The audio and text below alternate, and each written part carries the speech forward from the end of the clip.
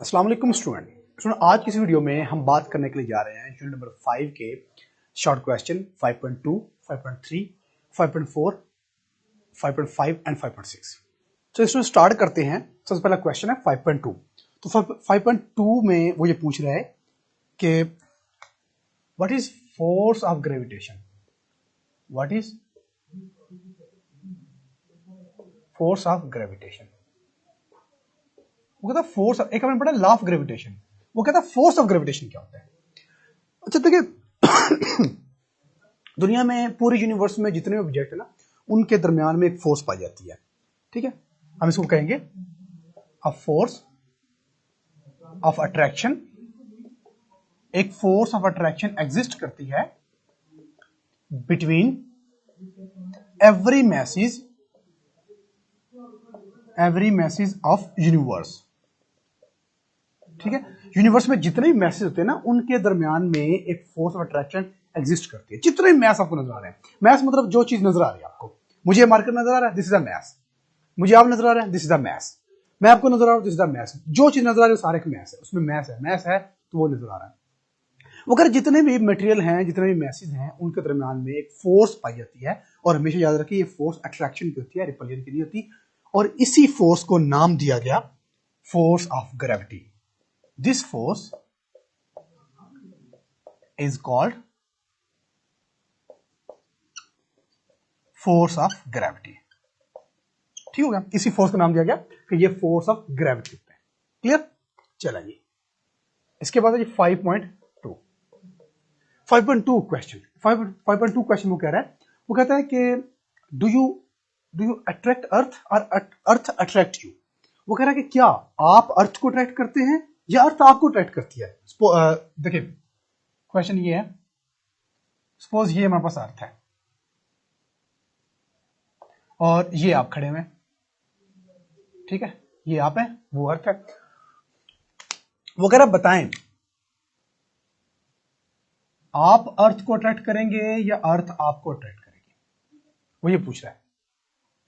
अगर चलो जो भी रीजन जो भी हो, आप अर्थ को अट्रैक्ट करें, अर्थ आपको अट्रैक्ट करे, वो कह रहा बताएं कौन ज्यादा फोर्स के साथ अट्रैक्ट करेगा।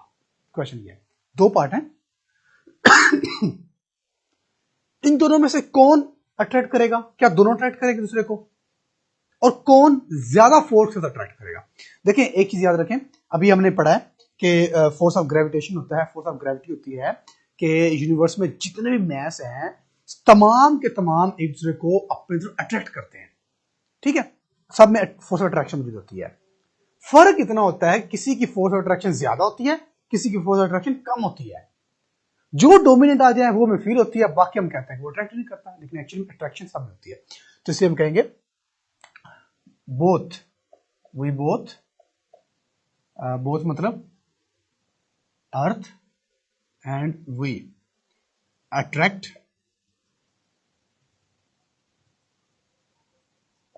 Each other. हम दोनों दूसरे को अट्रैक्ट करते हैं, बट अर्थ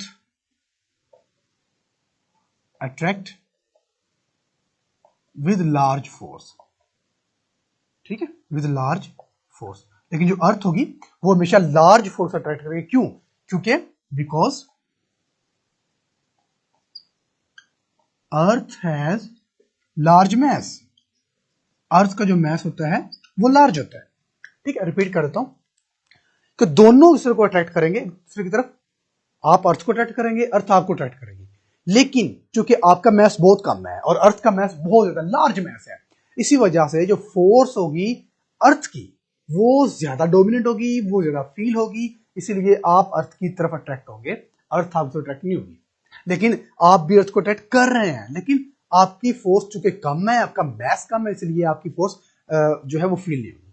क्लियर, चलिए नेक्स्ट क्वेश्चन 5.3। 5.3 में मुझे कह रहा है, 5.3 में वो कहता है, सॉरी 5.4 में, 5.4 में वो ये कह रहा है कि what is the field force. वो कहता है फील्ड फोर्स क्या है। फील्ड फील्ड फोर्स क्या है? फील्ड फोर्स हम ऑलरेडी पढ़ चुके हैं, हमारा दूसरा आर्टिकल था, पहले आर्टिकल की दूसरी वीडियो थी।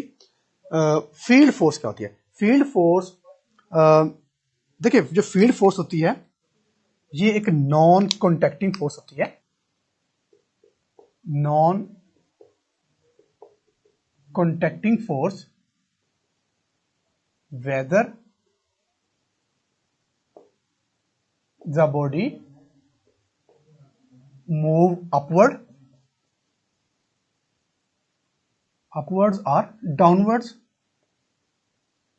चाहे वो बॉडी अपवर्ड मूव करे चाहे बॉडी डाउनवर्ड मूव करे, लेकिन ये फोर्स जो फील्ड फोर्स होती है ये ऑब्जेक्ट पर अप्लाई हो रही होती है और ये नॉन कॉन्टैक्टिंग फोर्स होती है। ठीक है, on the surface of earth or downward to the surface of earth,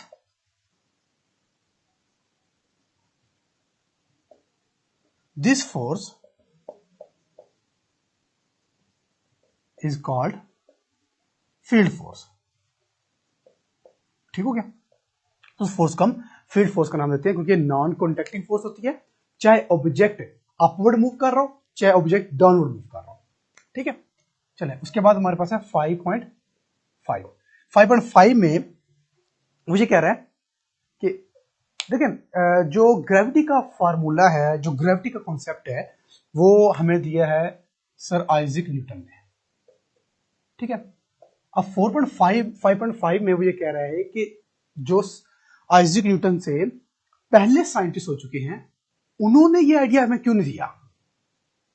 ये आइजैक न्यूटन ने हमें आइडिया क्यों दिया? उनसे पहले जो साइंटिस्ट हो चुके हैं उन्होंने हमें आइडिया क्यों दिया? अच्छा, ये स्टोरी आपने सुनी है ना, अगेन एंड अगेन के आइजैक न्यूटन साहब जो थे वो एक गार्डन में बैठे हुए थे और एप्पल नीचे गिरता है तो उसको देख उनके माइंड में ये बात क्लिक करती है कि ये ऐसे क्यों है, ऊपर क्यों नहीं उड़ा, नीचे क्यों आया? हो सकता है कि इससे पहले कोई और साइंटिस्ट वहां बैठा ही ना हो, कोई किसी और साइंटिस्ट ने एप्पल को गिरते देखा ही ना हो, देखा तो डेफिनेटली सब नहीं होगा, मतलब किसी ने सोचा ही ना हो इसके बारे में कि ये एप्पल नीचे गिरा, ये क्यों गिरा है, ये नीचे क्यों गिरा है, किसी ने सोचा ही नहीं इस बारे में ना, तो किसी ने इसके बारे में ख्याल ही नहीं किया, किसी ने आइडिया ही नहीं लिया। ठीक है, इसीलिए जिसने सोचा ही नहीं है, जिसने आइडिया ही नहीं लिया, जिसने वर्किंग ही नहीं की, जिसने पढ़ा ही नहीं, वो पास कैसे हो सकता है? ठीक है, इसी तरह तो जिसने सोचा ही नहीं है वो कैसे ये ग्रेविटी का लॉ दे सकता है? तो इसलिए इसके बारे में जो सोचा, इसके बारे में जो आइडिया लिया वो सर आइजैक न्यूटन लिया था। दैट्स वाई ये उन्हीं ने ही, ये उनसे पहले साइंटिस्ट ने आइडिया नहीं दिया, इसलिए उन्होंने ये लॉ दिया ही था। ठीक है, सिंपल सी बात है।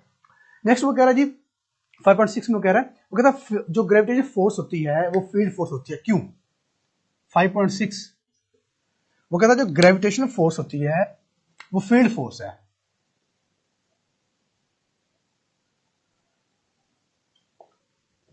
ग्रेविटेशनल फोर्स जो है इज फील्ड फोर्स। वो कहता है क्या ग्रेविटेशनल फोर्स जो है वो एक फील्ड फोर्स है?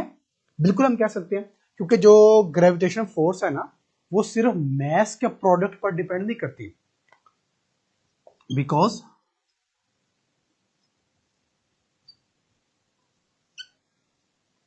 Gravitational force